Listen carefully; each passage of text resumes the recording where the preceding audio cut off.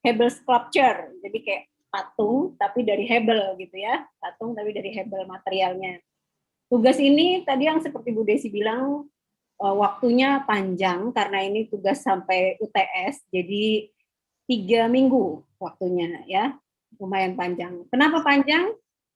Karena tugasnya juga tidak mudah gitu ya, dan saya membutuhkan effort dari teman-teman gitu ya, tidak hanya rajin tapi juga kreativitasnya gitu ya bisa dituangkan di sini sehingga sculpture-nya nanti menarik ya. Sebelumnya saya mau tanya sama Kakak Asdes, apa sudah dipesan hebelnya? Sudah, Bu. Sudah ya. Teman-teman masing-masing punya berapa?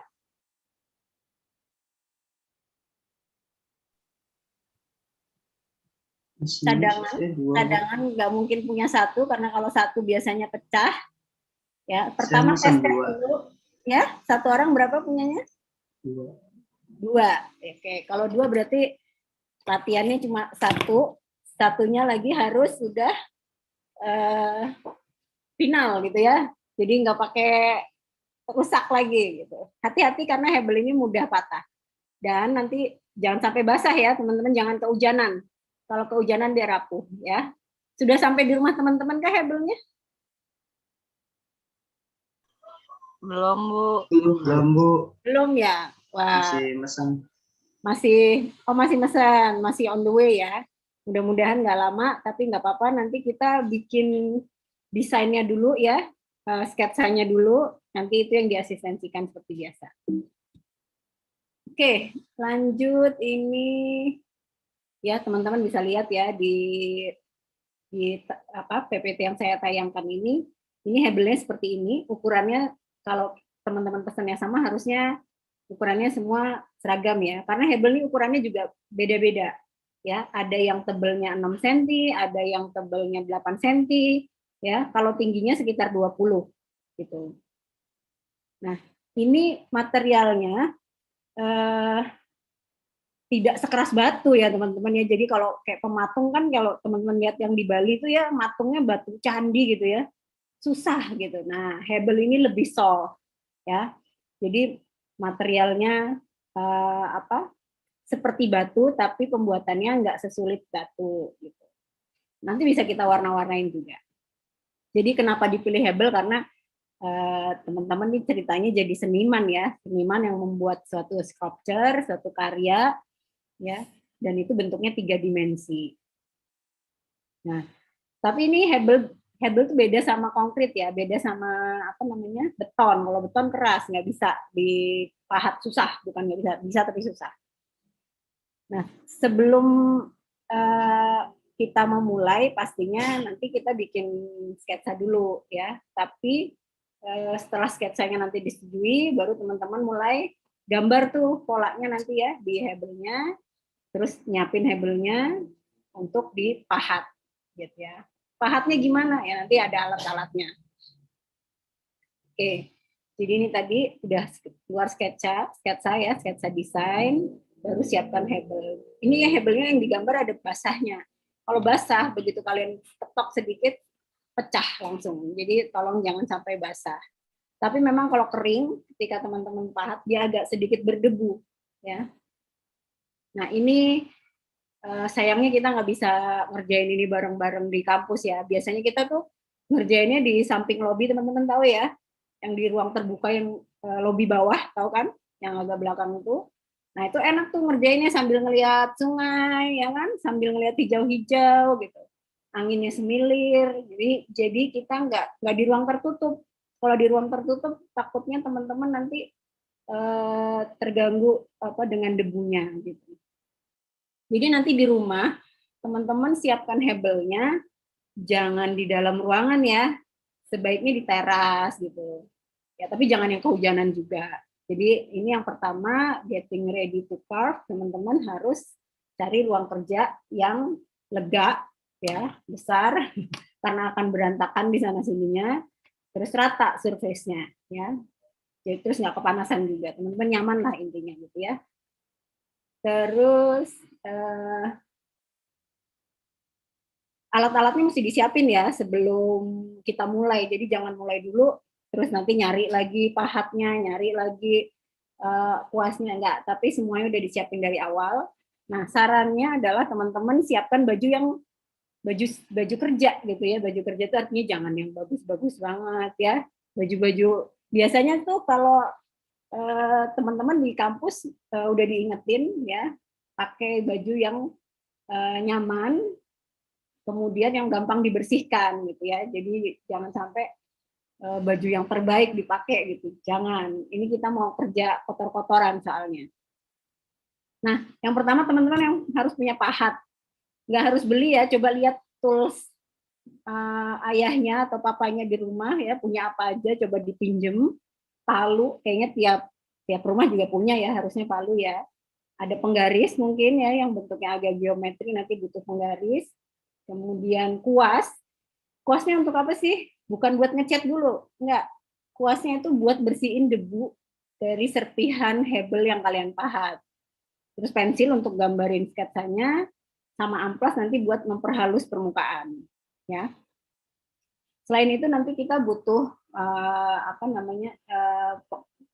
cat untuk mewarna. Nah, biasanya pakai akrilik ya, karena kalau cat poster rasanya nggak bagus hasilnya gitu. Yang udah-udah sih pakai akrilik.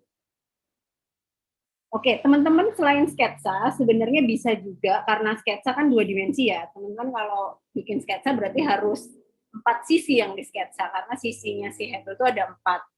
Jadi 2 sisi kecil, 4 sisi yang besar. Ya kalau dari atas nggak usah lah, nggak apa-apa. Bisa juga kalau bingung dengan sketsa karena kan sketsanya harus 4 sisi, bisa juga teman-teman bikin mock up. Nah, mock up-nya dari apa? Bisa dari tanah liat, misalnya ngukir-ngukir tanah liat, atau dari lilin malam, tahu ya? Lilin yang dulu anak TK suka main.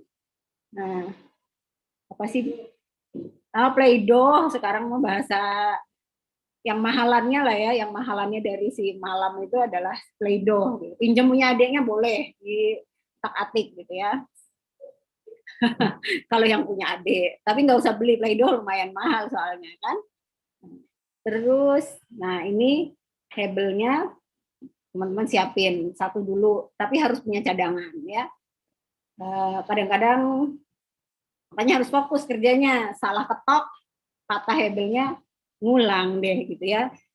Kalaupun dilem itu hasilnya nggak akan bagus. Jadi misalnya kalian rekatin nih patahannya itu nggak bagus kelihatan ya. Nah, bagian kedua teman-teman mulai membentuk si hebelnya ya, shaping your sculpture gitu. Terus di sini ini kayak yang digambar ini Kak Iqbal nih angkatan 2015. Kayaknya teman-teman tahu ya ini sering muncul nih Kak Iqbal. Tetap aja masih beken gitu walaupun udah lulus. Jadi digambar sketsa gini. Nah, ini kan kelihatan nih dia habis gambar terus dia cungkil dikit-dikit gitu ya. Dikit-dikit biar nggak patah. Kalau sekaligus patah. Dan tidak disarankan untuk pakai bor. Ya. Karena begitu kalian pakai bor biasanya lebih mudah patahnya. Jadi sistem mahatnya itu kayak digerus, teman-teman. Jadi nggak langsung tok, Pak, gitu. Susah kita kontrol kekuatannya. Tapi yang udah-udah tuh digerus sama si pahat, si hebelnya ya. Nah, ini kan pakai garis bantu ya, terus garis bantunya tadi disisakan space sedikit gitu buat kelebihan karena biar kalau salah mahat itu masih hasilnya itu nggak distorsi gitu, masih punya kesempatan untuk memperbaiki ya, atau nanti juga untuk mengamplas. Nanti dia kalau misalnya kalian pas di garisnya, biasanya hasilnya nanti nggak sesuai gambar gitu, karena ternyata cuil dikit diratain, diamplas gitu. Jadinya dari gambar yang misalnya bunganya 2 cm jadi akhirnya tinggal 1 cm misalnya gitu. Ya, jadi hati-hati. Terus buat detail pahatan ketika sudah memiliki potongan kasar. Nah, jadi bikin sketsanya yang kasar dulu ya. Nanti setelah itu kita masuk ke detail. Detailnya mau diapain? Macem-macem. Mau dikontur, bikin contouring misalnya agak ada yang halus, ada yang kasar permukaannya, bisa kayak gitu. Atau nanti mau dibatik misalnya, ya, misalnya ada pola terus mau dibatik atau mau dikasih dot titik-titik, itu bebas ya teman-teman. Itu lebih ke arah detailnya nanti setelah si sculpture-nya, envelope-nya tuh udah jadi gitu ya bentuk besarnya. Oke, terus yang keempat, pada saat selesai mengerjakan pahatan bisa dilakukan pengamplasan. Nah, setelah semua jadi baru diamplas. Ya, ini berdebu ya teman-teman, karena saya yakin kita semua sekarang punya masker, jadi pasti harus pakai masker ketika mengerjakan. Ya, terutama teman-teman yang ada gangguan pernafasan ya, yang asma gitu ya, itu wajib banget pakai masker ya. Kalau teman-teman lain karena kita di UPJ udaranya terbuka, banyak juga yang merasa kuat ya nggak pakai masker. Tapi kalau sekarang kayaknya lebih aman ya, selain debu juga biar kita sehat, nggak kena COVID juga ya. Tuh. Terus yang kelima, bersihkan debu dari pahatan, lalu dilapisi hebelnya dengan vernis.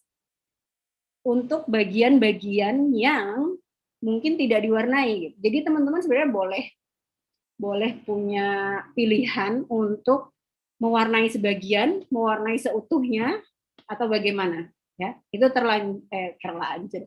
Tergantung dari konsepnya teman-teman di awal tadi yang diasistensikan ya.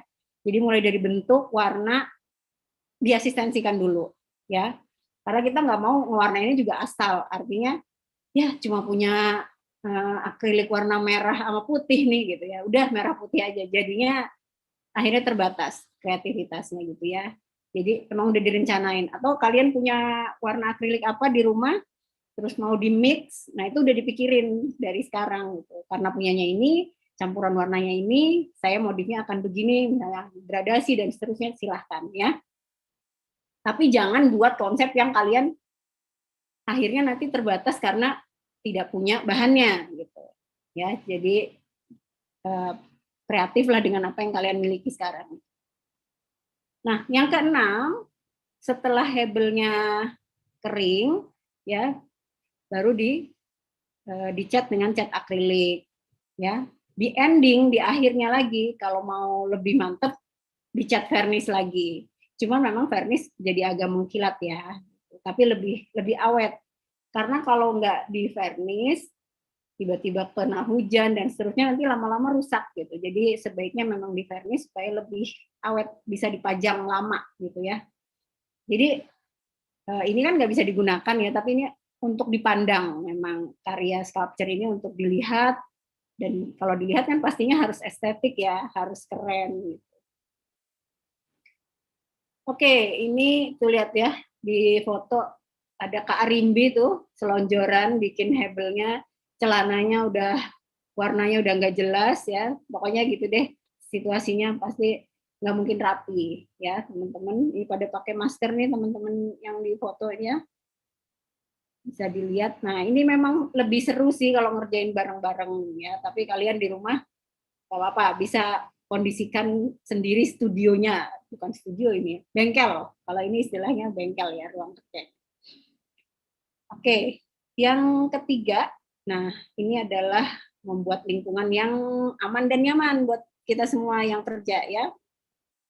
Ini tadi yang seperti saya sampaikan, berventilasi, kemudian jaga juga kerapiannya ya teman-teman, sisa potongan hebelnya, sisa debu-debunya gitu ya. Terus alas, biasanya kalau kalian ngecat kan kayak alas tuh dialasin kardus dulu atau koran gitu ya. Nah itu tolong semuanya dirapikan kembali ya, tanggung jawab. Jangan terus nanti si bibi yang suruh rapiin ya, kasihan bibinya ya, dapat nilai juga enggak gitu ya, tapi disuruh beres-beresnya doang. Jadi tolong tanggung jawab ya teman-teman, dibiasain semuanya.